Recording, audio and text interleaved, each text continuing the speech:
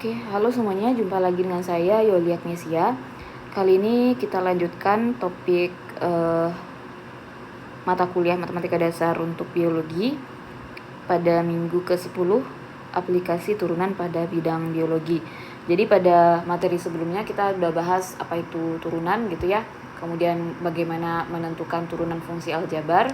Nah sekarang kita akan lanjutkan untuk mengaplikasikan atau gini ya, apa sih masalah-masalah dalam biologi yang sebenarnya dalam penyelesaiannya itu membutuhkan konsep turunan seperti itu.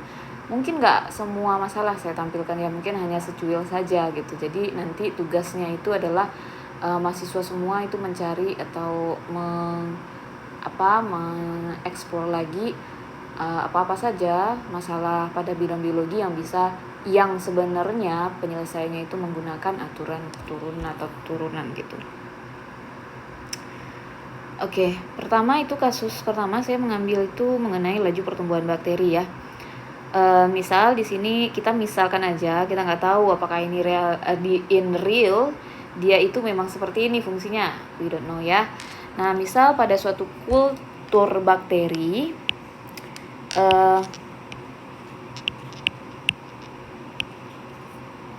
jadi kultur bakteri itu pengembangbiakan bakteri kalau saya cek ya. Nah bakteri mengalami pertumbuhan sehingga jadi pada proses pengembangbiakan bakteri, si bakteri itu mengalami pertumbuhan di mana pertumbuhannya itu dilihat dari ukuran atau besaran massa gitu. Nah masanya ini bisa dinyatakan dalam suatu fungsi yaitu MT sama dengan setengah T kuadrat ditambah 1. Ya, jadi kita melihat bakteri ini bertumbuh nih gitu. Dari mana? Bukan dari banyaknya bakteri kita lihat ya, tapi dari massa si bakteri itu gitu. Jadi di sini konteksnya adalah pertumbuhan bakteri dilihat berdasarkan massa bakteri. Nah, massa bakteri itu ternyata bergantung terhadap waktu, makanya dia dinyatakan dalam suatu fungsi dalam waktu. Oke. Masanya itu bersatuan miligram dan dia bergantung terhadap waktu dengan satuan jam. Nah, soal pertama, berapa miligram pertumbuhannya selama interval waktu 2 jam sampai 2,01 jam. Nah, berarti secara tidak langsung, bukan tidak langsung ya. Artinya apa ini kalau dia menanyakan berapa miligram pertumbuhannya? Nah, jadi di sini kita nggak melihat banyaknya jadi berapa perubahan banyaknya, bukan itu, tapi berapa perubahan ya, perubahan masanya ini ya, itu yang dimaksud dengan pertumbuhan bakteri dalam kasus kita ini. Nah perubahan massa itu bagaimana cara kita mencarinya? Ya berarti massa pada waktu 2,01 kita kurangi dengan massa pada waktu 2 jam. Nah ini seperti ini dia ya. Jadi kita cari massa bakteri pada pada jam ke-2,01, lalu kita kurangi dengan massa bakteri pada jam kedua. Nah, ternyata kita dapat nih perubahan massanya adalah 0,02005 mg. Oke. Nah, ini artinya terjadi kenaikan ya. Jadi perubahannya di sini positif. Jadi kenaikan massa. Jadi bertumbuh si bakterinya gitu. Bukan menyusut gitu ya. Nah, pertanyaan kedua, berapa laju pertumbuhan rata-rata? Nah, ingat, saya sempat jelaskan ya kecepatan rata-rata pada materi konsep turunan. Nah, kalau ditanya laju pertumbuhan rata-rata pada selang waktu tertentu, ya berarti kita ya lajunya mungkin kita bisa simpulkan dengan V rata-rata, ya berarti berapa perubahan massa kita bagi dengan perubahan waktu, kan gitu. Nah, dengan demikian kita memperoleh kecepatan atau laju pertumbuhan rata-ratanya. Nah, tadi kan kita udah dapat nih perubahan massa pada selang waktu yang sama dengan yang soal A itu adalah segini ya, 0,02005 mg. Nah, perubahan waktunya berarti 2,01 dikurang 2, yaitu 0,01 jam. Nah, ternyata setiap 1 jam massa bakteri itu naik sebanyak 2,005 mg. Nah, itu interpretasinya. Soal yang ketiga, berapa laju pertumbuhan sesaat? Nah, ini balik lagi nih.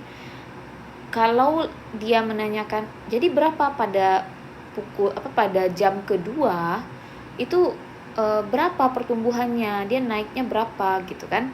Nah, atau bukan dia naiknya berapa, berapa laju pertumbuhannya gitu, berapa miligram per jam. Nah, ini artinya laju pertumbuhan sesaat. Kita nggak bisa menggunakan formula delta M per delta T lagi, karena delta T-nya itu sudah tidak tidak ada lagi gitu, karena dia tepat di waktu itu. Nah, ini bisa kita gunakan di sini definisi turunan ya, bahwa turunan dari si massa itu adalah kecepatan sesaat ya. Nah, ini mungkin bisa dicek lagi apa itu kecepatan sesaat ya. Nah, laju pertumbuhan sesaat pada saat T sama dengan 2 dapat ditentukan dengan nilai turunan pertama fungsi massa bakteri pada saat T sama dengan 2. Karena massa kita ini, maka turunan pertamanya adalah T ya. Jadi ini menggunakan aturan pangkat. Ini diturunkan jadi 2 dikali setengah itu 1. Nah, pangkatnya itu dikurang 1 jadinya T pangkat 1. Nah, turunan 1 itu 0. Nah, misal laju pertumbuhan sesaat kita itu adalah VT. Maka VT itu akan sama dengan T. Karena ditanya pada saat T sama dengan 2, maka V2 adalah 2 mg per jam. Nah, itu kan berbeda ya dengan rata-ratanya 2,005. Nah, sedangkan pada jam kedua lajunya itu adalah 2 mg per jam gitu. Nah, ini ada kasus kedua untuk laju penyebaran flu Asia. Sebuah kota dilanda wabah flu Asia. Para pejabat memperkirakan bahwa T hari setelah wabah, jumlah orang yang sakit flu itu diberikan oleh fungsi ini. Jadi ini menyatakan apa? Jumlah orang atau banyak orang yang sakit flu ya setelah T hari ya, T-nya hari. Nah, di mana di sini kita melihat untuk selama 40 hari gitu. Nah, berapa laju penyebaran flu? Nah, kalau laju penyebaran flu dia udah nanya V ya. Pada saat. Nah, berarti ini V10, ini V20, ini V40. Jadi ini udah menanyakan kecepatan sesaat. Nah, kita tahu ya kecepatan sesaat itu bisa dicari ya.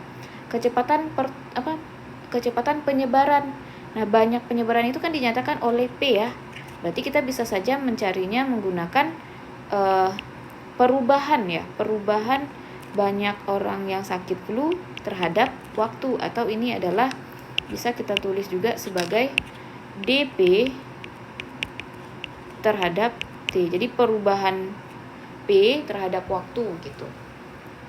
Atau ini P aksen T. Nah, kurang lebih ya, kita cari dulu apa fungsi kecepatan sesaatnya dengan menurunkan fungsi PT 240T, ini 6T kuadrat. Lalu selanjutnya kita cari kecepatan sesaatnya dengan mensubstitusi T-nya sesuai dengan T yang diminta. Nah, di sini kita bisa lihat ya bahwa kecepatan pada waktu atau pada hari ke-10 atau laju penyebaran pada hari ke-10 itu adalah 1.800 orang per hari gitu. Nah, pada hari ke-20 naik tuh jadi 2.400 orang per hari ya. Tapi pada hari ke-40 justru orangnya itu justru tidak ada lagi orang yang terkena penyakit gitu. Jadi 0 orang per hari. Jadi nggak ada orang terkena penyakit per hari. Itulah laju kecepatan sesaatnya. Nah, pertanyaannya apakah masih ada orang yang sakit pada hari ke-40? Artinya P40 itu apakah 0 juga? Nah, ini kita bisa cek ya ke persamaan ini. Tapi balik lagi di sini V40 sama dengan 0 ini bukan mengindikasikan ini ya, bukan berarti P40 itu 0 atau bukan berarti tidak ada orang yang sakit saat itu. Tapi orang yang sakit itu tetap masih ada, hanya saja tidak ada penambahan orang yang sakit pada waktu itu, seperti itu ya. Nah, kurang lebih seperti itu untuk pembahasan laju kasus flu Asia ini ya. Nah, sebenarnya untuk laju penyebaran, kalau misalnya tandanya negatif, ini kita cukup harus perhatikan. Selama tandanya positif, itu artinya terjadi penambahan orang yang sakit. Tapi kalau misalnya kalian mendapatkan negatif 1800, berarti ini terjadi penurunan ya, atau pengurangan orang yang sakit sebanyak 1800 orang per hari, seperti itu.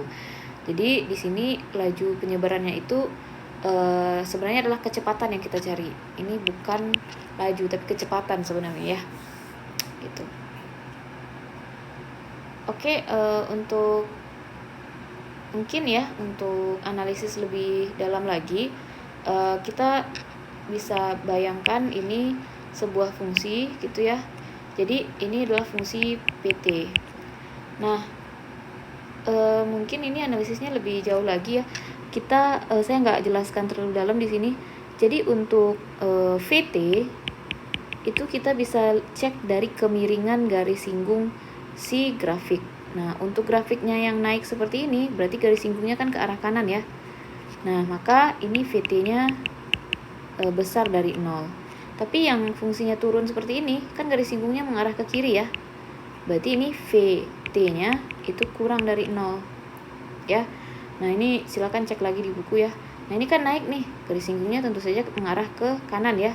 Jadi VT-nya besar dari 0. Lalu yang sama dengan 0 kapan? Yaitu di saat-saat ini, saat garis singgungnya itu datar. Nah, ini berarti VT-nya sama dengan 0. Nah, yang mengindikasikan bahwa titik tersebut ya VC gitu ya. Ini titik-titik sebenarnya. VC, nah itu adalah si C-nya itu, si FC-nya itu, PC-nya ini adalah titik puncak atau titik puncak dari si grafik gitu. Nah, dengan kata lain ya, karena kita mendapatkan V40-nya itu 0 tadi, maka kita bisa tahu nih bahwa P40 itu puncak dari grafik si PT. Karena kita memperoleh kecepatannya 0, berarti dia puncaknya. Karena kan kalau puncak, garis singgungnya itu kan datar seperti ini ya, garis singgungnya datar. Maka ini mengindikasikan VC di puncak ini, misalnya ini C gitu ya, itu 0. Tapi kalau garis singgungnya ke kanan, berarti VC-nya, VX-nya atau VT-nya itu besar dari 0. Kalau ke kiri, VT-nya itu kecil dari 0. Ya, ini mungkin bisa menjadi bantuan untuk teman-teman dalam menganalisis suatu grafik fungsi. Oke, lebih jauh lagi sebenarnya ini masuk ke subtopik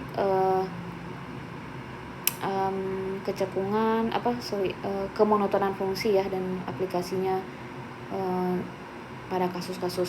Silakan dibaca buku referensi karena di sini tidak dijelaskan secara spesifik. Oke, untuk latihan ini ada 2 soal. Nah, untuk latihan silakan dicoba ya. Dan untuk tugas silakan cari 5 contoh permasalahan dalam bidang biologi, lalu gunakan pertanyaan-pertanyaan seperti ini ya untuk menyelesaikan masalah yang kalian punya gitu, lalu dipresentasikan di minggu depan.